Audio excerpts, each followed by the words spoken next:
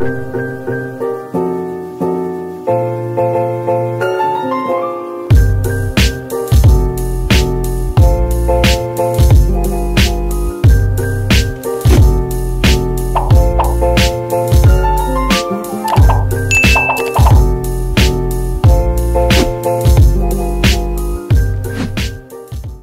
saya dengan Pase. Saya ingin mengenalkan sebuah pelayanan baru yang kami kerjakan dalam beberapa bulan terakhir, yakni pelayanan yang kami namakan The Warriors Outreach Ministry. Sebuah pelayanan atau pengabdian kami secara komunitas untuk melayani masyarakat-masyarakat yang mungkin dipandang sebelah mata oleh orang-orang di sekitarnya. Yang kami kerjakan hari ini adalah melayani para warga atau jemaat Tuhan atau orang Kristen yang sedang ada masalah hukum dan saat ini sedang dititip di dalam proses hukum di Polres Tangerang Selatan. Ya, ke depan mungkin kami akan melayani lagi beberapa kantor-kantor polisi baik di Polsek maupun di Polres.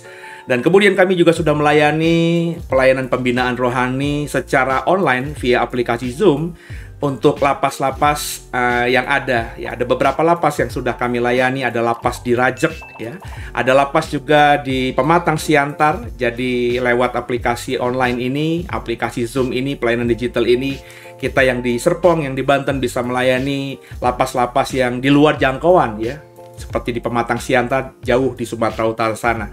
Dan kami percaya pelayanan ini ketika kami lakukan dengan sungguh akan menjadi berkat buat para warga binaan di sana, dan kami percaya juga kalau kami setia, Tuhan akan nanti bukakan juga pelayanan-pelayanan lainnya. Kami rindu kami juga bisa melayani nanti ke depan kaum LGBT, melayani juga para, maafkan saya, gelandangan, orang-orang yang tidak punya tempat, yang hidupnya di bawah kolong jembatan dan lain sebagainya. Kami sedang berdoa dan memikirkan bagaimana melayani mereka dengan apa yang bisa kita lakukan hari-hari ini, terutama lewat pelayanan digital.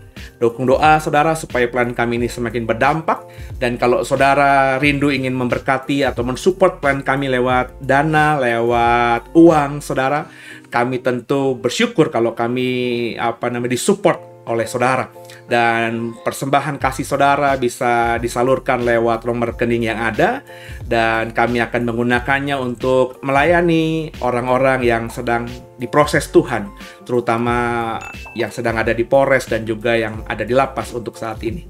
Demikian, saya percaya kalau kita bekerja sama, kami dan saudara bekerja sama dengan memberi yang terbaik apa yang kita bisa beri, maka pelayanan kita ini tidak akan sia-sia. Apa yang kita tabur pasti akan kita tuai. Yuk sama-sama mengikuti ibadah ini sehingga kita juga bisa merasakan ya bagaimana saudara-saudara kita yang sedang dalam proses pembinaan di dalam lembaga pemasyarakatan ini. Tuhan Yesus memberkati semua. Oke, baik, terima kasih. Ya, shalom semuanya. Shalom. Shalom, ya, senang berjumpa lagi ya di pagi hari ini. Sebentar kita akan nanti dengarkan renungan firman Tuhan. Yuk kita satukan hati dulu, kita berdoa bersama-sama. Bapak, terima kasih, mengucap syukur pada pagi hari ini. Kami masih diberikan kesempatan untuk bisa berkumpul bersama-sama, terutama untuk memuji dan menyembah-Mu Tuhan. Tuhan, tolong kami semua, sebentar kami akan mendengarkan renungan firman Tuhan. Biarlah itu nanti bisa memberkati kami, membekali kami, dan juga memperlengkapi kami, supaya kami bisa menjalani hidup lebih baik lagi, hidup lebih benar lagi, dan hidup untuk benar-benar fokus kepada Tuhan. Terima kasih, segala puji, hormat, syukur kami kembalikan hanya bagi nama Tuhan saja. Haleluya, amin. Amin. Ya, shalom sekali lagi teman-teman semua. Shalom. Ya, oke, senang berjumpa ya. Oke, hari ini kita akan coba mendengarkan saya ambil dari Matius 2 ayat 1 sampai 23. Nanti kita akan melihat bagaimana belajar dari apa yang bisa kita dapatkan dari orang-orang Majus ini.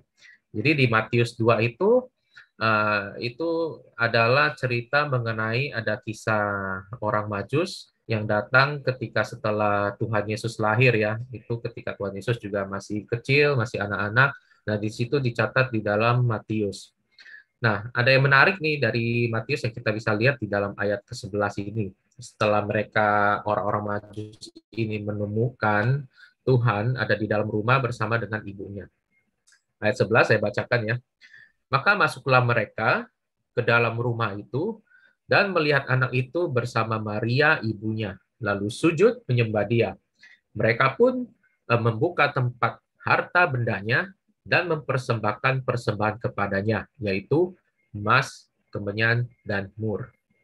Nah, teman-teman, kalau misalnya kita lihat nih cerita orang Majus ini, mungkin dari kecil ada yang sudah dengar, ada yang atau mungkin belum dengar. Ini cuma tercatat di dalam kitab Matius saja, dan informasi yang kita dapetin ini kita nggak ketemukan di dalam kitab-kitab Injil lainnya. Nah, cuman ada hal yang menarik. Dari Matius kita mulai kan dari pasal 1, ketika kita lihat itu kan bercerita tentang silsilah Tuhan Yesus ya. Itu dari Abraham sampai dengan silsilah Kristus. Nah, setelah dari silsilah ini tiba-tiba masuk ke kisah berikutnya, ini cerita mengenai orang-orang Majus ini yang dicatat oleh Matius. Nah, dalam catatan ini orang-orang Majus ini mereka berasal dari daerah timur dari Yerusalem. Juga ini nanti kita bisa lihat langsung ya bagaimana kisah mereka ini bisa mendapatkan pencerahan buat kita semua pada hari ini, bagaimana mereka benar-benar mengkhususkan waktunya untuk mencari kelahiran Sang Mesias, yaitu Raja orang Yahudi. Padahal di daerah orang Yahudi sendiri saja, ya orang-orang yang di sana di tanah Yudea, mereka nggak sadar bahwa di tempat mereka nanti kelak akan lahir sang raja. Itu yang udah dinubuatkan oleh nabi-nabi dalam perjanjian lama. Dinubuatkan bahwa akan ada seorang pemimpin, seorang raja khusus yang benar-benar khusus datang kepada orang Israel untuk kepada kaum mereka orang Yahudi.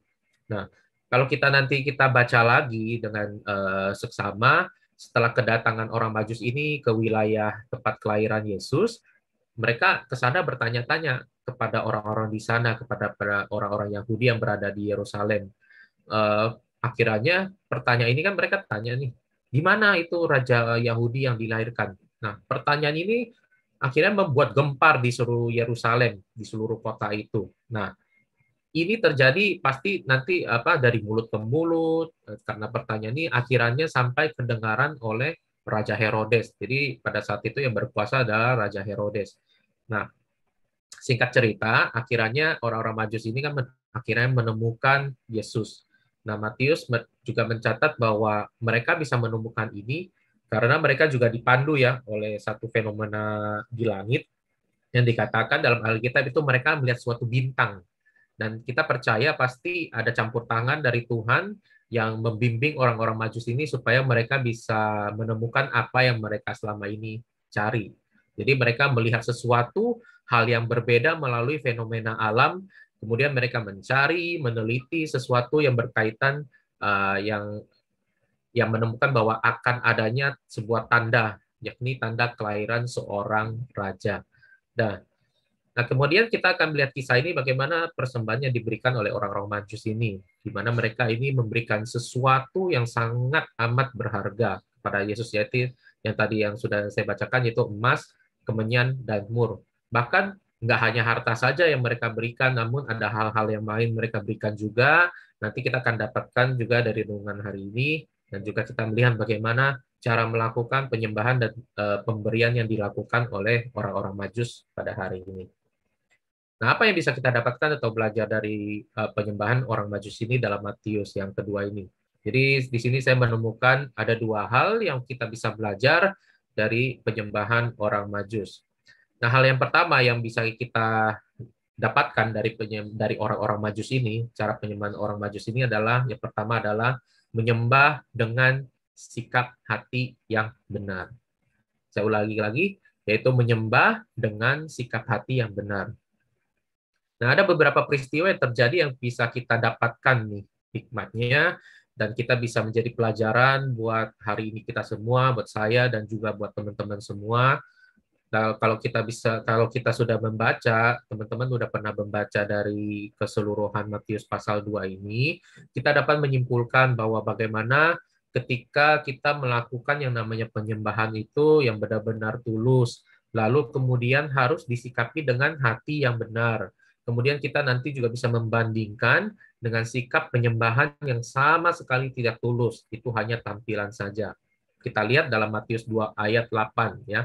Di situ dikatakan Raja Herodes pun ingin melakukan penyembahan kepada Mesias. Jadi melalui kisah Herodes ini, kita bisa dapat melihat niat hati Herodes. Apakah Herodes benar-benar dengan niat yang tulus untuk menyembah Mesias? Saya akan bacakan ya, di dalam yang punya Alkitab juga boleh buka, itu di dalam Matius 2 ayat 8. Matius pasal 2 ayat ke-8. Saya bacakan. Kemudian ia menyuruh mereka ke Bethlehem, katanya, pergi dan selidikilah dengan seksama hal-hal mengenai anak itu. Dan segera sesudah kamu menemukan dia, kabarkanlah kepadaku supaya aku pun datang menyembah dia. Jadi ini adalah perkataan Herodes kepada orang-orang Majus ini. Kalau mereka udah ketemu posisi atau tempat lokasi Mesias berada, maka dia juga akan datang untuk menyembah. Nah, kalau kita lihat ini sebenarnya perkataan yang biasa aja, cuman kita melihat seolah-olah seperti, oh, Herodes kalau misalnya benar-benar kalau ketemu raja, dia juga pengen melakukan penyembahan, pengen juga ketemu Mesias, bahkan mungkin juga memberikan sesuatu kepada Mesias. Cuman namun pada akhirnya kisah ini nanti kita akan bisa lihat. Kemudian Matius 2 ayat 3 kita bagaimana Herodes setelah mendengarkan kabar tentang kelahiran Mesias, ya, raja orang Yahudi, pada saat kekuasaannya itu menjadi suatu hal yang gempar. Bahkan kalau kita baca lagi di dalam ayat ketiga itu, para imam kepala, imam Yahudi, bahkan juga ahli Taurat bangsa Yahudi, di mana Matius juga melihat mereka juga berada di pihak Raja Herodes. Sebenarnya mereka juga di bawah kekuasaan Herodes. Dan sebenarnya kalau juga kita perlu ketahui bahwa Matius ini sebenarnya pada dasarnya sedang mau menceritakan dan membuktikan kepada orang-orang Yahudi bahwa Yesus adalah benar-benar Sang Mesias. Dia adalah raja yang dinubuatkan oleh para nabi dalam kitab Perjanjian Lama. Itu bisa kita lihat dalam ayat yang ke-6. Saya akan bacakan dalam Matius 2 ayat yang ke-6. Dan engkau Bethlehem, tanah Yehuda, engkau sekali-kali bukannya yang terkecil di antara mereka yang memerintah Yehuda, karena daripada mula akan bangkit seorang pemimpin yang akan menggembalakan umatku Israel. Jadi kalau kita melihat kalimat dalam Matius ini merujuk kepada kitab Mika 5 ayat 1, di mana nabi dalam perjanjian lama sebelumnya sudah menubuatkan akan lahir seorang pemimpin Yahudi yang akan menggembalakan dan memimpin umat Israel. Nah, jadi proses kelahiran Mesias ini udah pasti akan terjadi. Dan kalau kita percaya ya, kalau Tuhan sudah bernubuat melalui nabinya, dan itu akan terjadi dan akan tergenapi. Nah, dan kebetulan kejadian ini juga terjadi pada saat zaman Herodes berkuasa di tanah Yudea. Dan hal ini tentunya kan mengusik Herodes nih. Saat itu kan Herodes sedang berkuasa, dan ini sangat mengusik dia karena akan mengganggu kekuasaannya, jabatannya. Kemudian kita nanti bisa melihat bagaimana sikap Herodes ini berupaya keras untuk merencanakan pembunuhan terhadap Yesus, terhadap Mesias ini yang lahir. Yang pertama yang bisa saya bagikan adalah, pertama, Herodes itu bukan seorang ahli waris yang sah dari tata Daud. Meskipun dia seorang Yahudi. Nah, sedangkan dalam catatan Matius mengenai pada pasal 1 yang mengenai silsilah Kristus, itu mencatat bahwa Tuhan kita, Yesus, adalah benar-benar dari garis keturunan dari Raja Daud. Nah, ini sebenarnya juga menjadi catatan buat kita semua, maksudnya penting sekali ini silsilah, sehingga ini juga menjawab sebagian keraguan orang-orang Yahudi yang memilih untuk tidak percaya kepada Yesus sebagai garis keturunan Daud. Dan silsilah ini menjadi bukti bahwa Yesus adalah benar-benar garis dari seorang keturunan raja, anak Abraham, dan berasal dari leluhur bangsa Israel. Teman-teman, tadi saya juga melihat apa sih pentingnya silsilah ini. Apa sih yang bisa kita dapatkan dari firman ini? Tadi saya sering kadang baca juga, apa sih gunanya ini silsilah ini? Ya ternyata dulu saya berpikir tuh, ini hanyalah sesuatu yang biasa aja, nggak ada penting-pentingnya buat kita. Tapi setelah kita tahu, kalau kita belajar, bahwa silsilah ini sangatlah penting. baik bagi orang Yahudi maupun juga bagi kita nih sebagai orang Kristen. Ini kalau nggak ada silsilah ini, bagaimana kita juga bisa menjelaskan kepada orang bahwa Tuhan Yesus itu benar-benar seorang raja, garis keturunan dari raja. Dan kalau nggak ada silsilah ini, kita akan susah membuktikan. Nah, makanya kita bersyukur di dalam Matius ini mencatat bagaimana silsilah garis keturunan yang sangat lengkap. Itu bahkan itu jauh dari perjanjian lama sampai ke dalam perjanjian baru. Kemudian yang kedua, catatan sejarah mencatat bahwa Herodes juga memiliki sifat karakter yang bengis karena musuhnya banyak. Dia curiga bahwa suatu saat kedudukannya akan yang menggantikan atau ada orang-orang yang berusaha untuk menggulingkan dia dari kekuasaannya. Nah, kelahiran Yesus yang dinobatkan sebagai raja, sebagai pemimpin Yahudi, ini membuat Herodes menjadi was-was. Karena orang Yahudi pasti akan lebih condong, mereka akan memilih seorang raja di mana dalam pemikiran orang-orang Yahudi ini, mereka terus-menerus mengharapkan seorang raja yang akan datang, cuman mereka mengharapkan raja itu sebagai pemimpin militer, sebagai pemimpin politik, supaya bangsa Israel ini bisa terbebas dari penjajahan. Jadi mereka bisa berharap kembali seperti masa kejayaan yang mereka yang dulu lagi.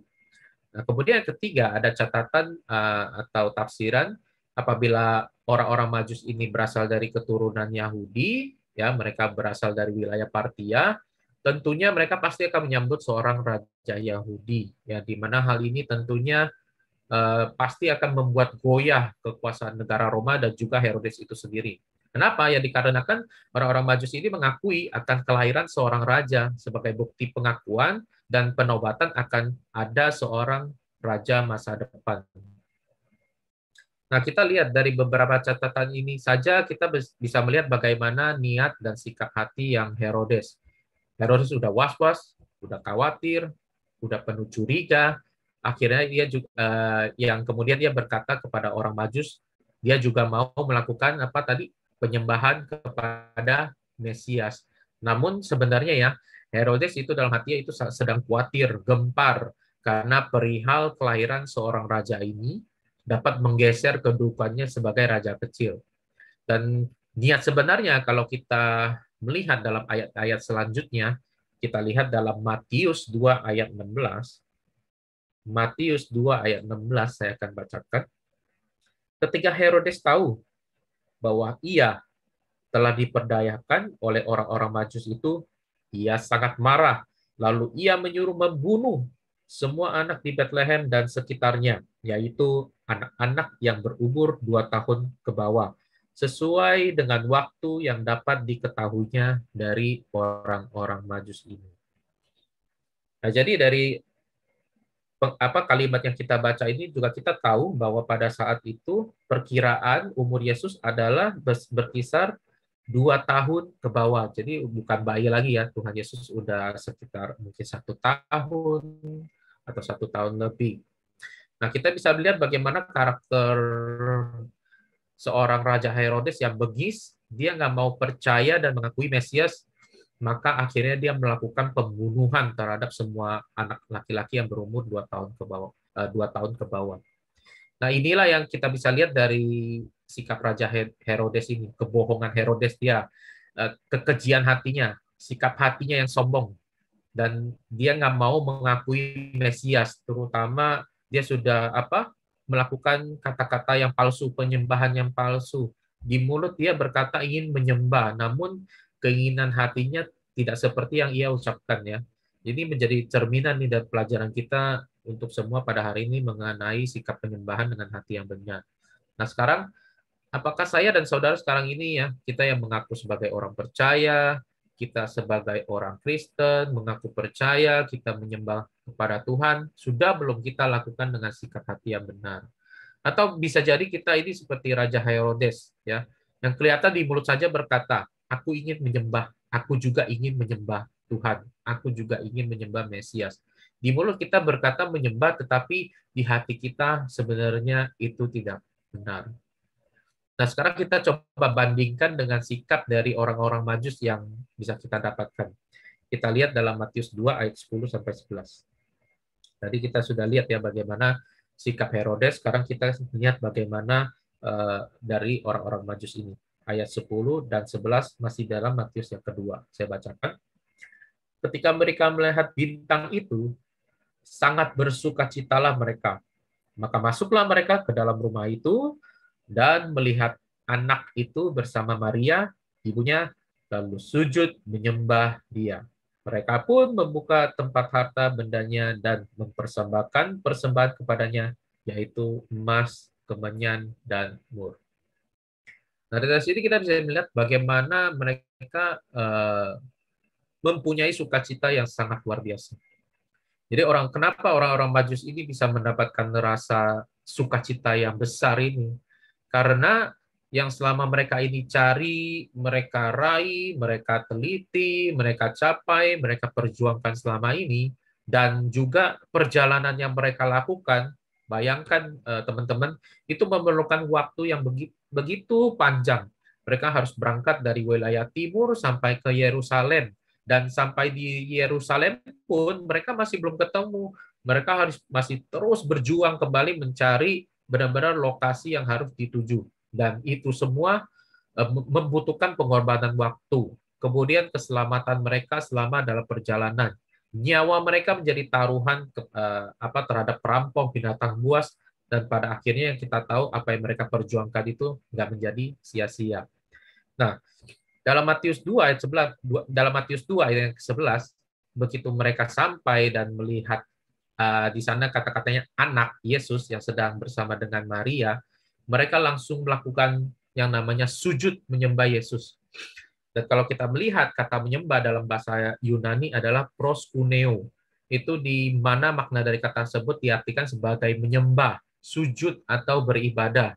Jadi mereka melakukan penyembahan dengan hati yang penuh dengan sukacita, ungkapan rasa syukur, pengharapan mereka itu karena ada, itu nyata di depan mereka. Jadi mereka ini seperti sedang mendapatkan suatu harta yang terbesar dalam hidup mereka. Nah, inilah sikap hati persembahan yang benar yang kita perlu teladani dari orang-orang Majus ini.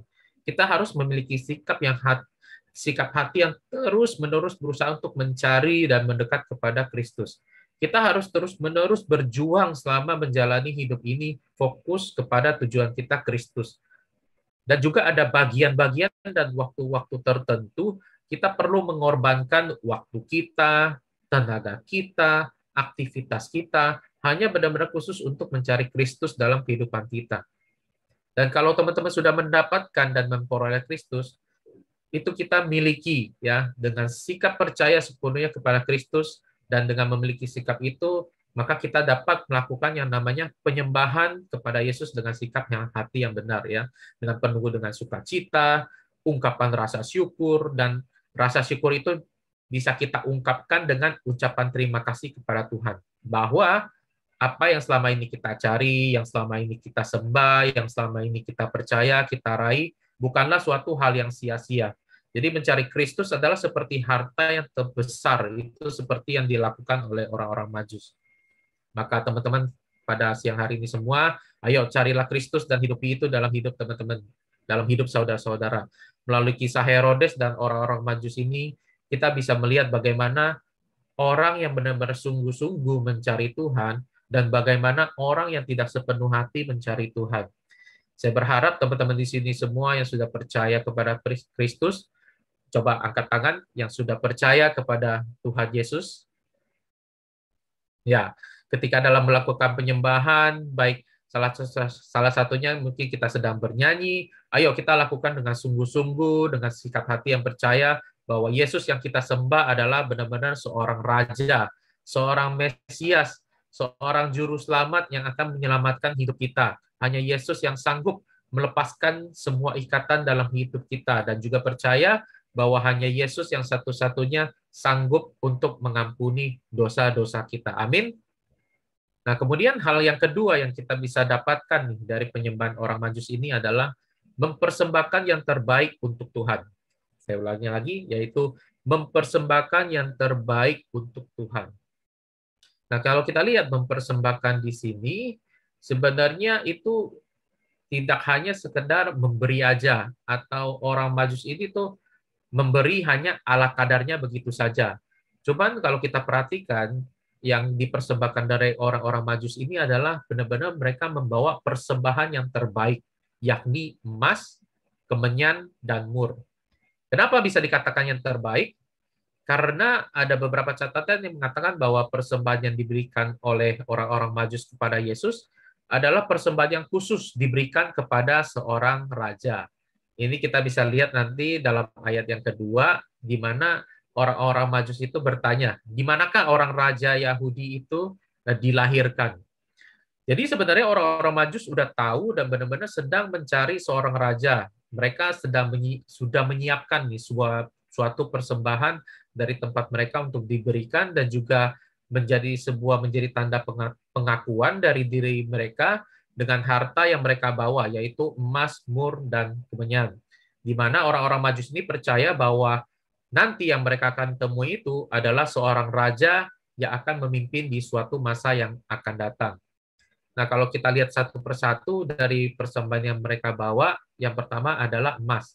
Jadi dalam beberapa catatan buku sejarah dari zaman dahulu ya, dalam sejak Perjanjian Lama di Alkitab pun, emas itu adalah suatu hal yang digemari oleh manusia. Nah, emas itu digunakan sebagai perhiasan, juga digunakan sebagai alat-alat utama dalam kemah suci, sebagai bahan dasar pelapis bangunan Bait Suci Salomo, dan ketika dalam zaman Salomo, emas itu digunakan sebagai persembahan bagi seorang raja.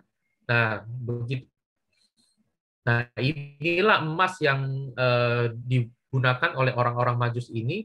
Mereka menganggap bahwa kelahiran Mesias ini adalah benar-benar seorang raja yang akan datang. Oleh sebab itu, mereka menggunakan emas sebagai persembahan, dan tentunya emas tersebut ini dari negeri mereka yang dimana menurut para ahli kitab, orang-orang ini berasal dari negara Persia atau Iran. Jadi, emas ini adalah emas yang digunakan sebagai persembahan bagi seorang raja. Kemudian kita lihat lagi yang kemenyan. Ada jenis bahan rempah-rempah atau bahan dupa yang mahal harganya. Ini dibilang terbuat dari getah sejenis pohon ya. Dan kemenyan ini menjadi persembahan bagi Allah dan juga merupakan salah suatu unsur ukupan yang kudus dalam Perjanjian Lama. Itu fungsinya untuk dibakar pada saat korban sajian dipersembahkan, dan kemenyan ini nanti akan menghasilkan bau yang harum, dan tentunya hal itu tersebut menyenangkan bagi Tuhan.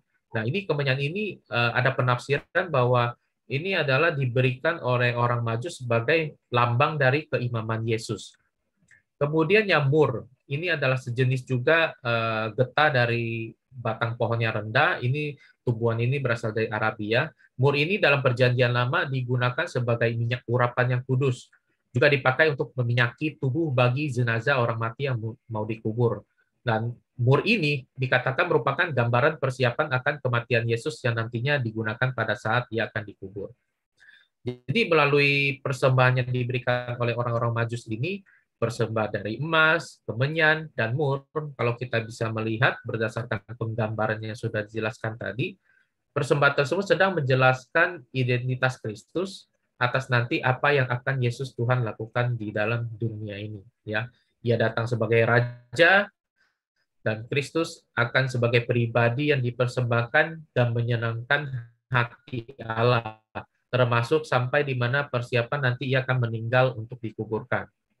Nah, makanya Matius mencatat kisah dari persembahan yang diberikan oleh orang Majus ini menjadi suatu hal yang menarik nih, di mana orang-orang Yahudi yang berdiam di tanah Yehuda, yang tadi kita lihat ada imam kepala, ahli Taurat, mereka sebenarnya ini kita lihat mereka kan adalah orang-orang yang rohaniawan, yang seharusnya juga menantikan kedatangan Mesias, dan tentunya seharusnya mereka lakukan tuh, mereka juga melakukan suatu persiapan atau perjamuan khusus ya ketika nantinya seorang raja Yahudi akan lahir.